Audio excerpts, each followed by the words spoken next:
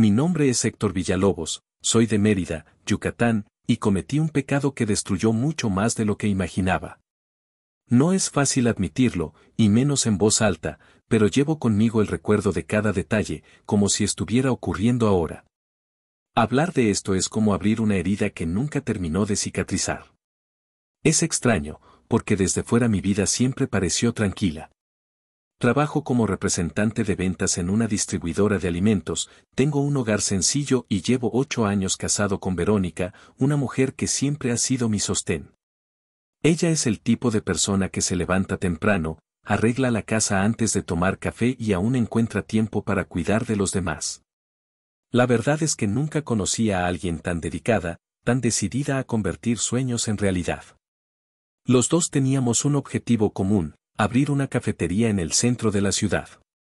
No era un proyecto de lujo ni para ostentar, era un plan pensado para darnos mayor estabilidad, más tiempo juntos y un futuro en el que pudiéramos trabajar codo a codo. Verónica comenzó a ahorrar poco a poco, primero en una cajita en el armario, luego en una cuenta específica en el banco. Ella me mostraba los comprobantes de depósito como quien exhibe un trofeo, y yo me alegraba al ver el monto crecer mes a mes.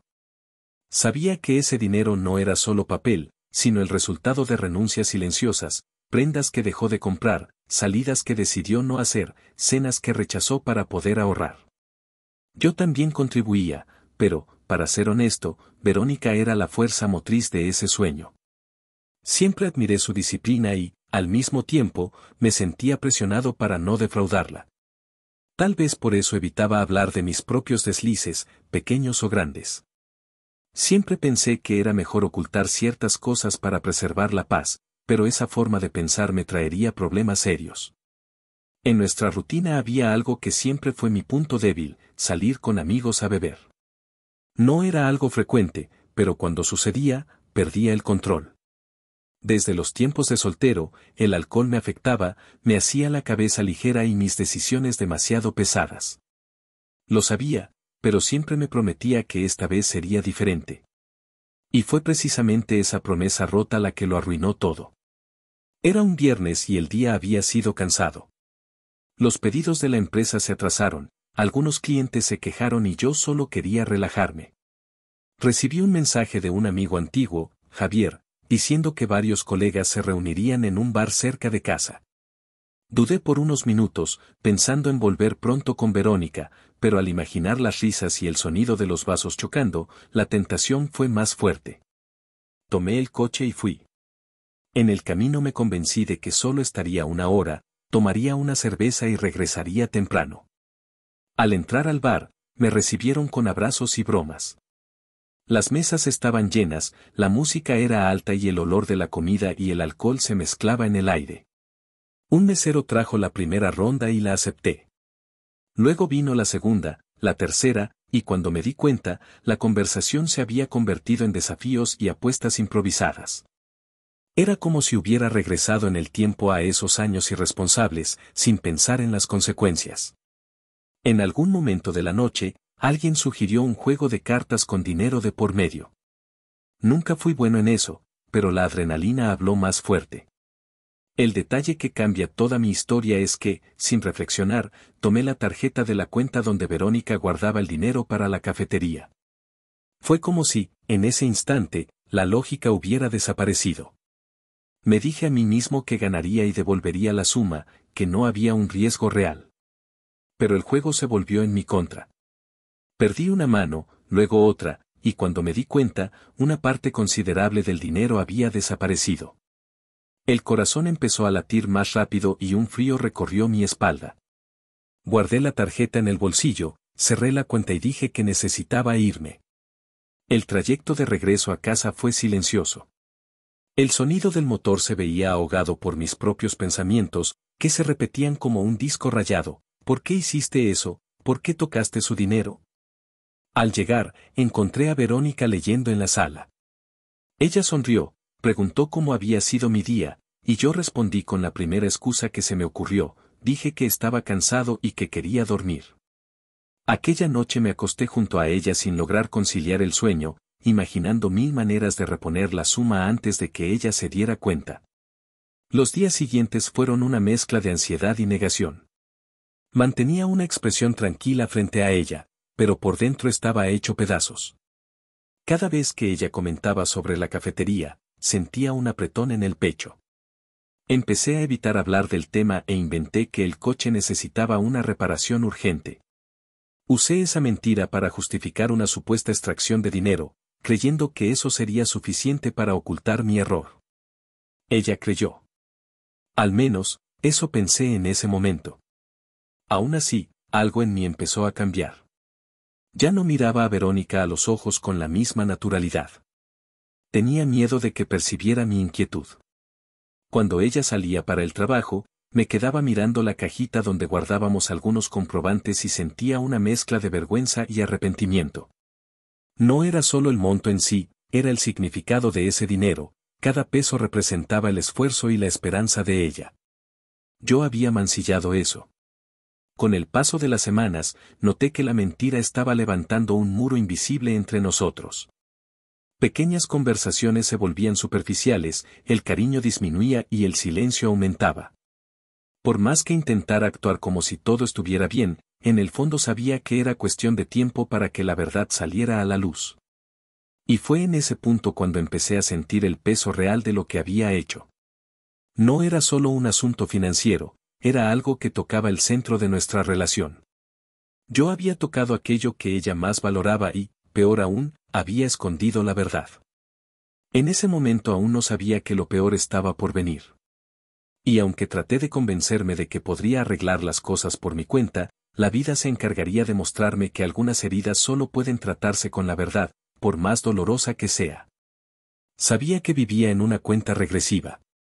Cada vez que veía a Verónica hablar de la cafetería, mostrar fotos de modelos de tazas o investigar proveedores, mi conciencia gritaba que estaba sentado sobre una bomba de tiempo.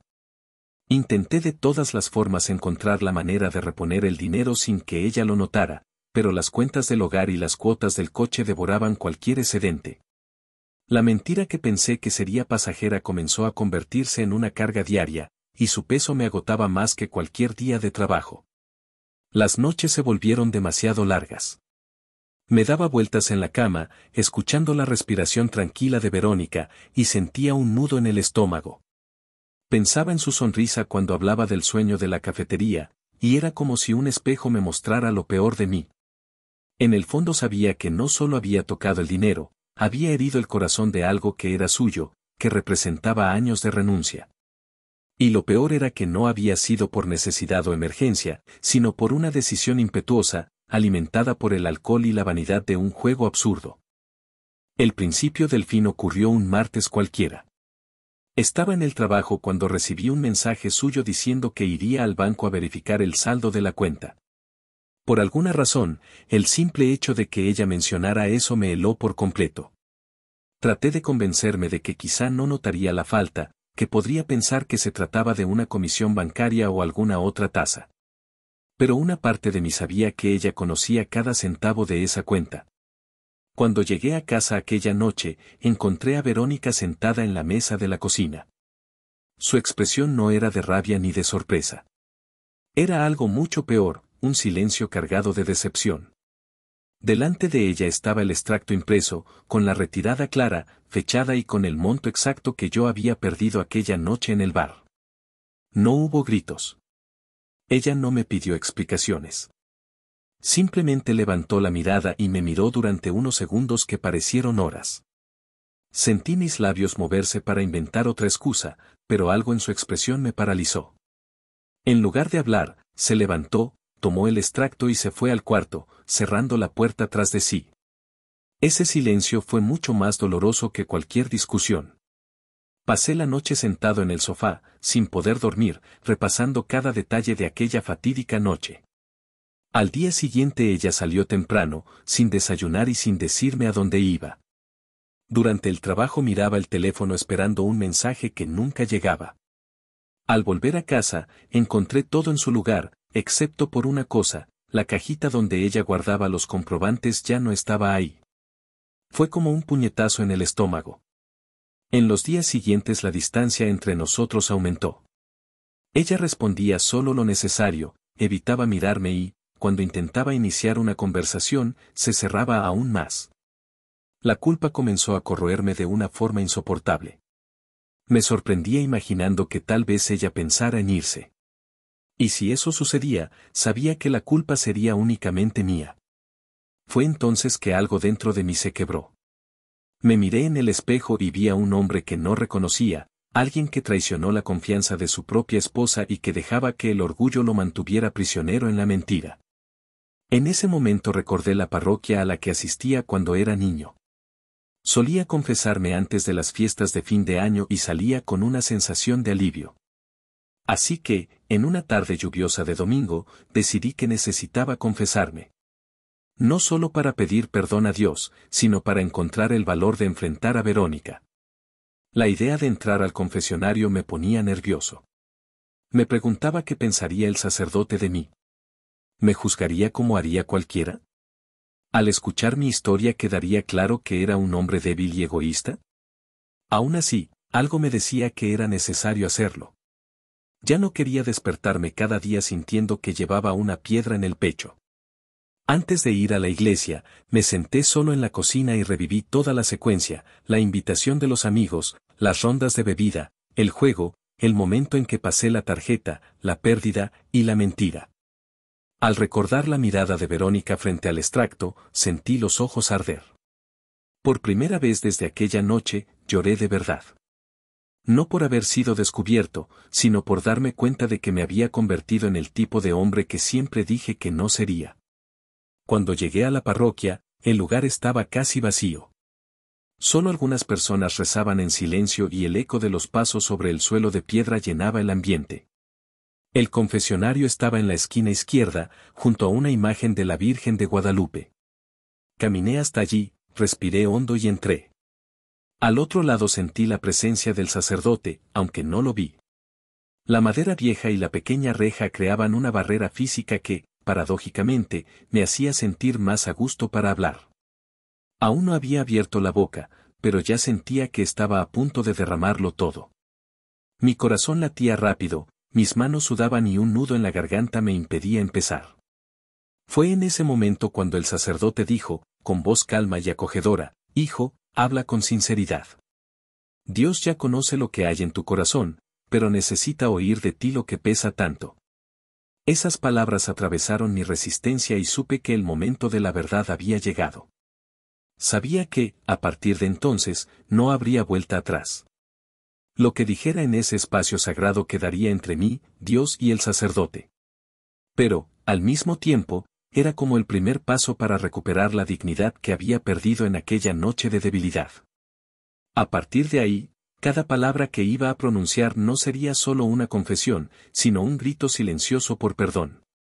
Ya no buscaba únicamente la absolución, quería reencontrar al hombre en el que Verónica creía. Respiré hondo, intentando ordenar los pensamientos antes de que la emoción me impidiera hablar. Las primeras palabras salieron bajas, casi temblorosas. Padre, cometí un pecado contra mi esposa. Hubo un breve silencio al otro lado, como si me diera tiempo para reunir valor. Entonces, con voz serena, respondió. Continúa, hijo. Habla con claridad, aunque duela. Cerré los ojos y regresé a aquella noche que me perseguía cada día. Conté sobre la invitación de los amigos, como me prometí a mí mismo que sería solo una salida rápida, una cerveza, nada más. Hablé de las rondas de tequila que me hicieron perder el sentido de la responsabilidad y del momento en que acepté participar en el juego de cartas. Al mencionar la tarjeta, sentí un peso en el pecho. Era el detalle más sucio de toda la historia. Padre, usé la tarjeta de la cuenta donde mi esposa guardaba el dinero para abrir su cafetería. No tenía derecho a tocar ese dinero. Y lo perdí. Perdí una parte importante y luego mentí. Inventé que el coche había tenido un problema, y ella creyó. Pero, días después, descubrió la verdad. La voz se me quebró. Fue difícil describir su mirada. Continué con esfuerzo. Ella no gritó, no discutió. Solo me miró, como si hubiera perdido algo que jamás podría recuperar. Y desde entonces, su silencio es peor que cualquier pelea. Traté de actuar como si nada hubiera pasado, pero, ya no puedo seguir cargando con esto. Al otro lado de la reja escuché al sacerdote suspirar levemente, como quien comprende que no es solo el pecado lo que pesa, sino también la vergüenza de haber fallado a alguien amado.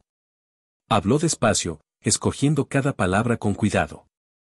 Lo que hiciste, hijo, fue una traición a la confianza. El dinero es solo parte del problema. Lo que más hirió a tu esposa fue la certeza de que la engañaste. Y eso no se arregla con justificaciones o promesas vacías. Asentí, aunque él no podía verme. Necesitaba escuchar eso. Padre, no sé cómo empezar a reparar. Confesé. Empiezas con la verdad. Y la verdad no es solo contar lo que hiciste, sino reconocer sin defensas. No esperes que ella reaccione con comprensión inmediata. Tiene derecho a sentir rabia, tristeza o incluso a alejarse. Pero, si el arrepentimiento es sincero, es tu deber demostrar, día tras día, que aprendiste de este error. Sentí que un nudo en la garganta se aflojaba un poco. El sacerdote prosiguió. El arrepentimiento que agrada a Dios no es solo el que habla, sino el que actúa. Debes devolver, peso por peso, el dinero que retiraste. No importa cuánto tiempo tome. Y, además, debes reconstruir aquello que el dinero no compra, la confianza.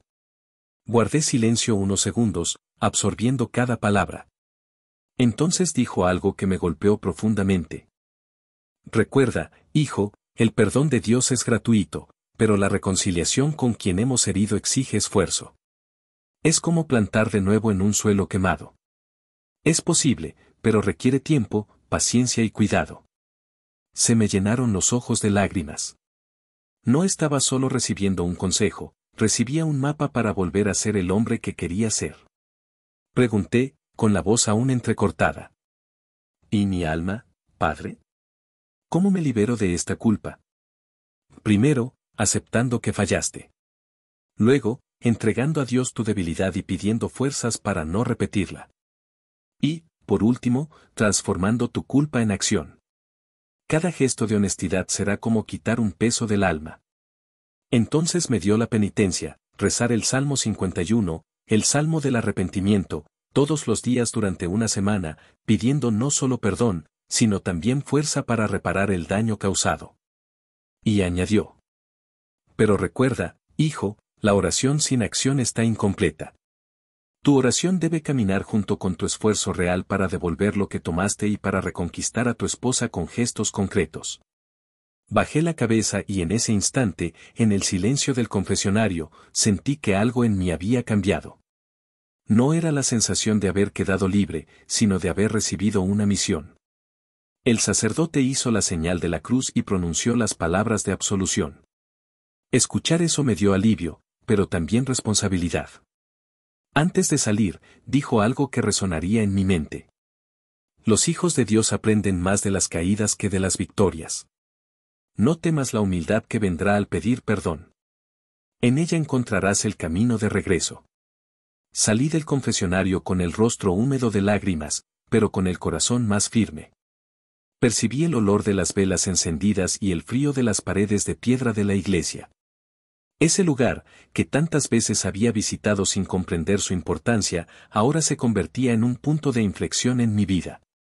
Afuera, el sol comenzaba a ponerse, pintando el cielo con tonos anaranjados. Caminé despacio hacia el coche, respirando hondo. Sabía que lo más difícil aún estaba por venir, mirar a Verónica a los ojos y contarle todo, sin esconder nada, sin defenderme y aceptando su reacción, cualquiera que fuera.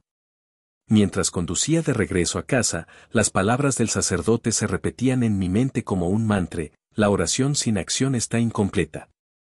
Comprendí entonces que no bastaba sentir arrepentimiento, tendría que demostrar, con paciencia y perseverancia, que era capaz de ser digno de su confianza nuevamente. Y en ese trayecto silencioso, entre el miedo y la esperanza, entendí que la confesión no había sido el fin de mi carga, sino el comienzo de mi reparación. Llegué a casa esa noche con el corazón latiendo tan fuerte que parecía que cualquiera podría oírlo. Las luces estaban encendidas y vi a Verónica sentada en la mesa de la cocina, mirando el teléfono. Por un instante pensé en posponer la conversación. Una parte de mí quería creer que, si dejaba pasar unos días más, tal vez encontraría las palabras perfectas. Pero recordé lo que me dijo el sacerdote: la oración sin acción está incompleta. Respiré hondo, dejé las llaves sobre la encimera y me senté frente a ella. Verónica, empecé con la voz entrecortada, necesito decirte todo, sin ocultarte nada. Ella levantó la mirada lentamente, sin mostrar sorpresa. Parecía como si hubiera estado esperando ese momento. No me interrumpió. Simplemente cruzó los brazos y mantuvo la mirada firme. Conté desde el principio. Hablé de la invitación a salir con los amigos, de la promesa que me hice de beber poco, del momento en que acepté participar en el juego y de cómo usé la tarjeta de la cuenta de la cafetería. Dije que perdí, que mentí y que inventé la historia del coche. No me defendí ni intenté justificarme. Dejé que las palabras salieran, aunque me desgarraran por dentro. Cuando terminé, reinó el silencio. Pude oír el tic-tac del reloj en la pared. Durante unos segundos mantuvo la mirada fija en mi rostro y luego dijo, con voz baja: ya sabía que habías mentido. El extracto me mostró el monto, pero no el motivo. Y pasé todos estos días esperando que tuvieras el valor de decirme la verdad. Sentí el calor de la vergüenza en el rostro. Bajé la vista y respondí: fui cobarde. Fui débil. Y entiendo si no quieres seguir conmigo. Pero, fui a confesarme. Recibí la penitencia y el consejo del sacerdote. Y prometo que voy a devolver cada peso, aunque me tome años. Ella respiró hondo apoyando las manos en la mesa. Héctor, el dinero lo puedo recuperar. Lo que no sé si puedo recuperar es la confianza en ti como antes. Esas palabras dolieron más que cualquier acusación. No esperaba un perdón inmediato, pero escucharlas me hizo comprender que el daño que causé era mucho más profundo.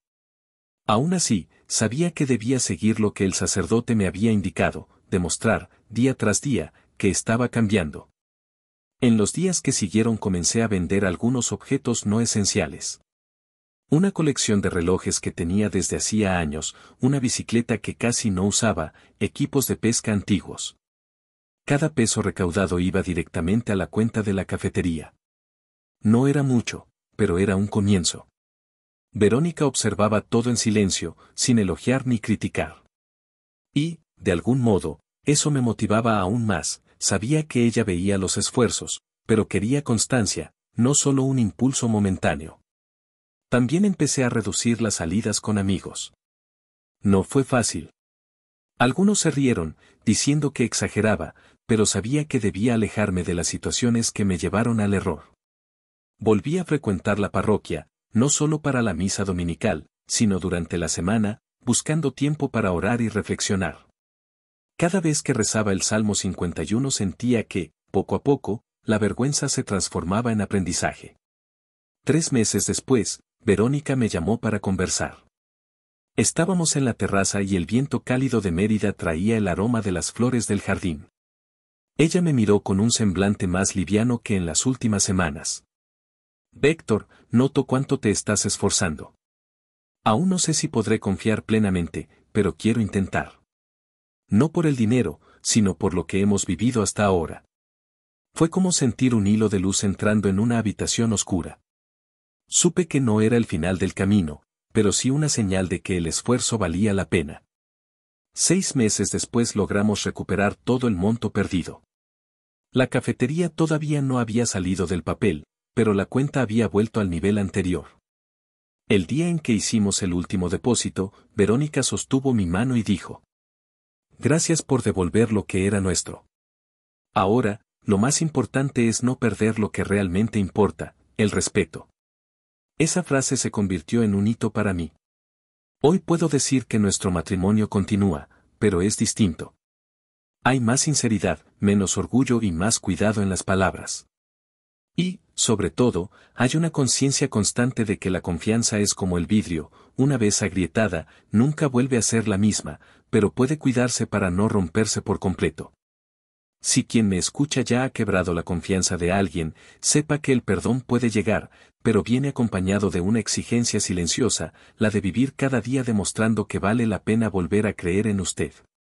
No es una carga, es una oportunidad para convertirse en alguien mejor. El alcohol, la mentira, el desliz, todo eso puede superarse, pero solo si hay arrepentimiento verdadero y acción continua. Deja en los comentarios desde donde nos estás escuchando y, si has pasado por algo parecido, comparte tu experiencia. Tu historia puede ayudar a alguien a no cometer el mismo error.